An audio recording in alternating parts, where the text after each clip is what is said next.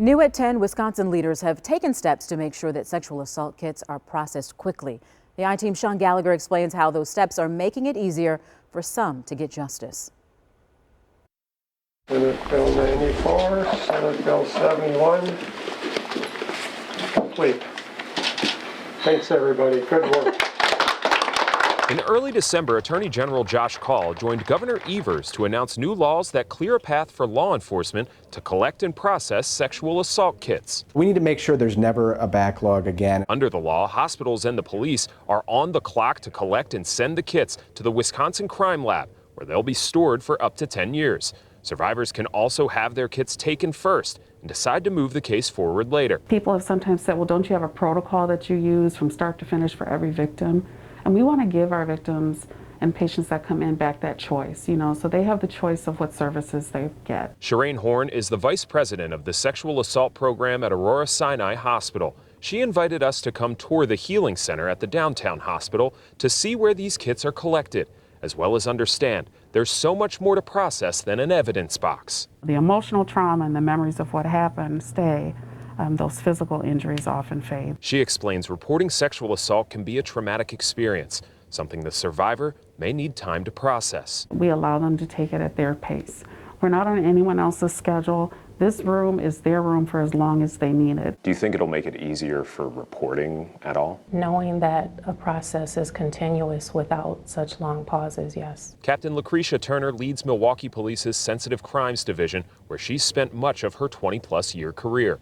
She notes processing the kits are vitally important, but there's a lot more involved in this process. These cases do mean something to them, and dealing with the victims, oftentimes it's beyond just that initial report. Victims reaching out to inquire about the status of their cases, and not having those answers for them can be frustrating for the victims and investigators. MPD shared how many sexual assault kits they've handled in 2020 and 2021, emphasizing the number of kits does not equal the number of cases.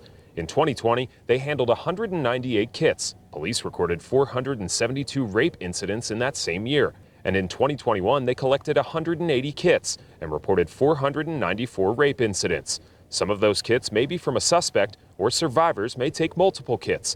Others may not be connected to a crime, or the case wasn't reported to police. A test is good if they choose to go that route, but the universe and how this is going to live in that person's life is much bigger. CARMEN is the president of Sojourner Family Peace Center and has advocated for victims of domestic violence and sexual assault all her life. We asked her about difficulties some survivors have coming forward. They don't feel safe, sometimes they don't trust the systems, and many women and men who are sexually assaulted choose not to report to anybody at all. According to the Rape, Abuse, and Incest National Network, or RAIN, out of every 1,000 sexual assaults, 310 will be reported to the police, and 25 will lead to incarcerations. In Wisconsin, the DOJ reports 4,400 of the 6,800 backlogged kits were tested. So far, 15 led to criminal charges. Whatever the number of cases is, it's leading to people who have committed dangerous, violent crimes being held accountable, crimes which they may commit again if they're not held accountable. The Attorney General also notes that even if the cases don't lead to a match, the DNA is uploaded to law enforcement databases and will be there if they reoffend. In Milwaukee, Captain Turner says these new laws will help in cases where kits are collected.